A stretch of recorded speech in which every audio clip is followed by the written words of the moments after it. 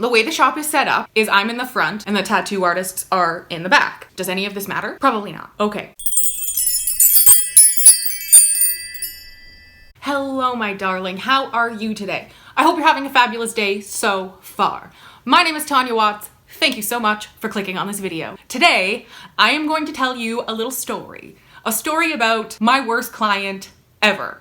So far. I have been doing nails professionally now for almost 3 years. This client, I experienced her almost exactly 1 year ago. So last year on Good Friday, I had a client scheduled.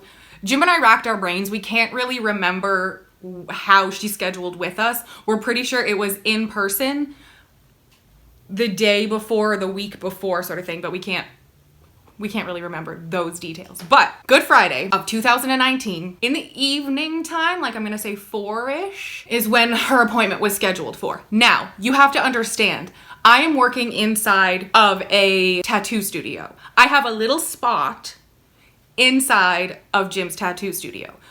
Our tattoo studio. He's the main artist though. Okay, so on this day, in the early evening, it was a rather busy day at the shop.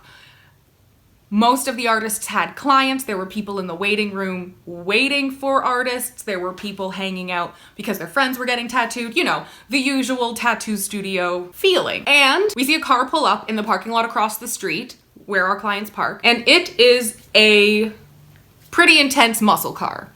And out walks my client in what would be considered a pretty intense dress for 4 o'clock in the afternoon.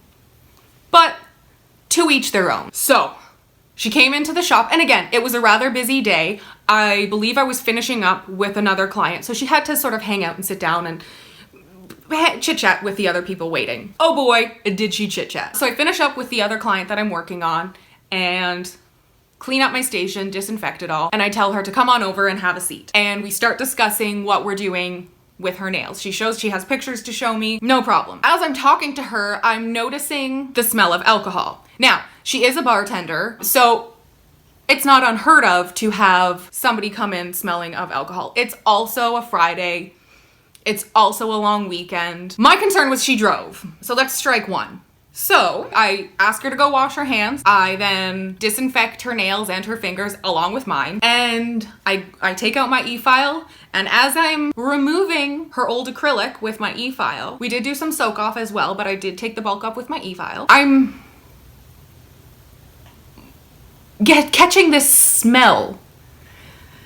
This weird fishy smell. So I stop and I clean off her nail again and I think, okay, well, I don't know where she went or what products they use, but they smell kind of weird. They smell like this weird fish kind of smell. I finish taking off the old acrylic set. We soak off the remaining acrylic. I finish up, oil up her nails, make sure they're all nice and plump and ready to receive the new set. Mind you, she has soaked her fingers in acetone. We have cleaned them with alcohol and residue wipe-off cleaner and all sorts of things throughout this process. As I am working on her with the acrylic, this is over the smell of the monomer, I keep smelling that interesting fishy smell. It's a sort of familiar smell, and I'm like, it kind of smells like a dirty vagina.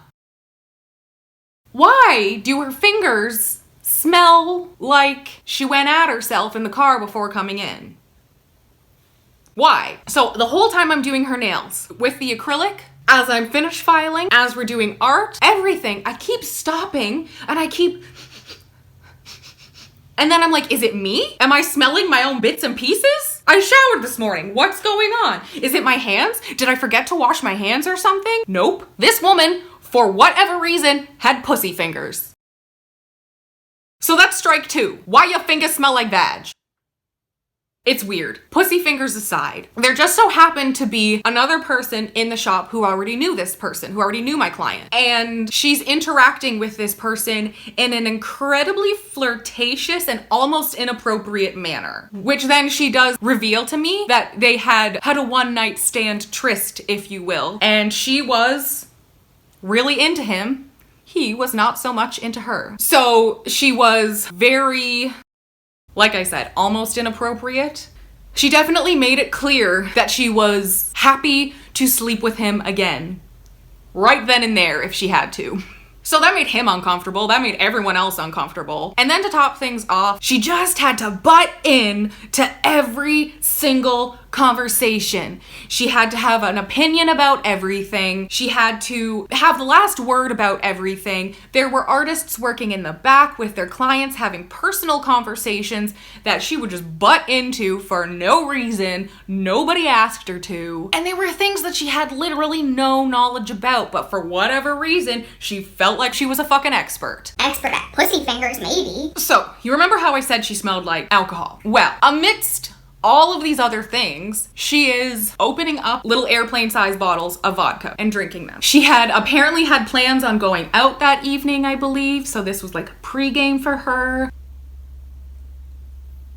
I'm not gonna judge somebody for living their, I guess, best life and drinking at 4 o'clock in the afternoon. And I'm definitely not going to judge somebody for having an addiction or something, but it was concerning for me to be in that situation. It was uncomfortable for me to be in that situation, and knowing that she drove was incredibly concerning. She then spent a good portion of her appointment Googling what liquor stores, because like I said, it was Good Friday, so lots of things were closed. So she did spend a good portion of her appointment Googling what liquor stores were open so she could get a bottle to pregame before she went to the bar. Again, it's a long weekend. Maybe she just wanted to have fun. But the fact that I had to stop what I was doing because she wanted to have both hands so she could Google this. Why come to a nail appointment if you're just gonna be on your phone looking for alcohol or flirting with the guy sitting in the waiting room? If this was just a social engagement for you, then why are you wasting my time? And she wouldn't sit fucking still. So the appointment that should have taken an hour and a half, 2 hours, honestly took about 4 hours because of her having to stop to Google for alcohol, her having to stop to open alcohol, me having to stop because she's moving so much that I can't do the art that she wants because she's flirting with this guy so much, or interrupting other people's private conversations. So the alcohol thing isn't so much of an issue as it was a safety concern for me, but compiled on top of all of these other things, it's just one of those situations that is just like, seriously. And maybe if she wasn't drinking, she wouldn't have been so inappropriate with the other people in the room. So that's everything that happens during her appointment. Afterwards, after she figures out where she's gonna get her alcohol from and if she's gonna be able to sleep with this fella or not, and where she's going out for the night. After determining all of those things, we still haven't figured out why her fingers smell like pussy though. After all of those things, she makes another appointment with me. Fantastic. She tells me what she wants. Should I tell you now if I want this or that so that if you need to order something? And I'm like, yes, let's do it. She wants intense art. She wants crystals. Like, yes.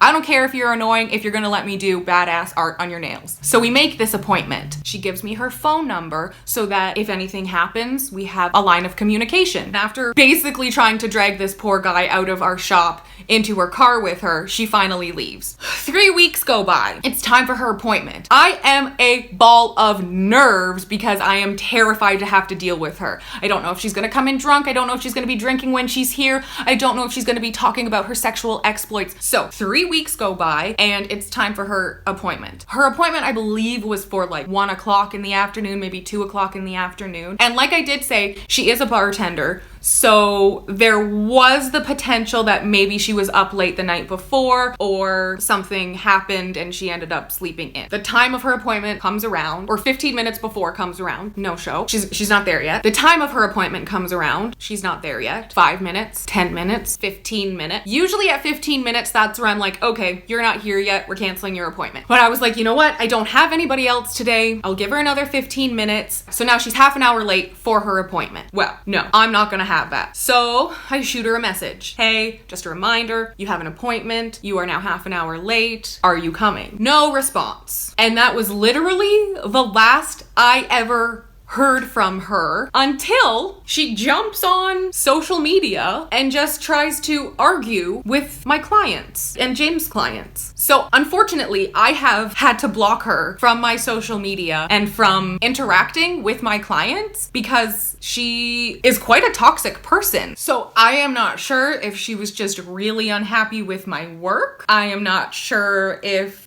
something happened in between those 3 weeks that she didn't inform us about. I have no idea why she didn't show up and why she decided she wanted to start attacking our clients online, but this is where we are. So the moral of this story is wash your fucking hands. Show up to your appointments.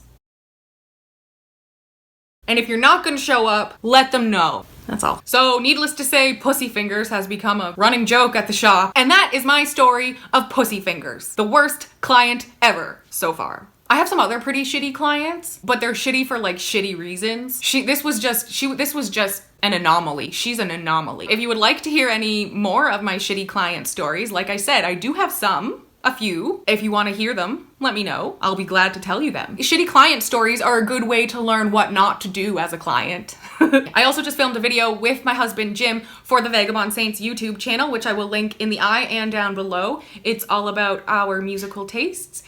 If you haven't watched that yet, then I implore you to go do so. If you kind of dig this channel, then subscribe. Anyway, I hope you are having a great day. I hope you are making the best of this time. Stay clean, stay safe, and I will see you in my next video. Bye!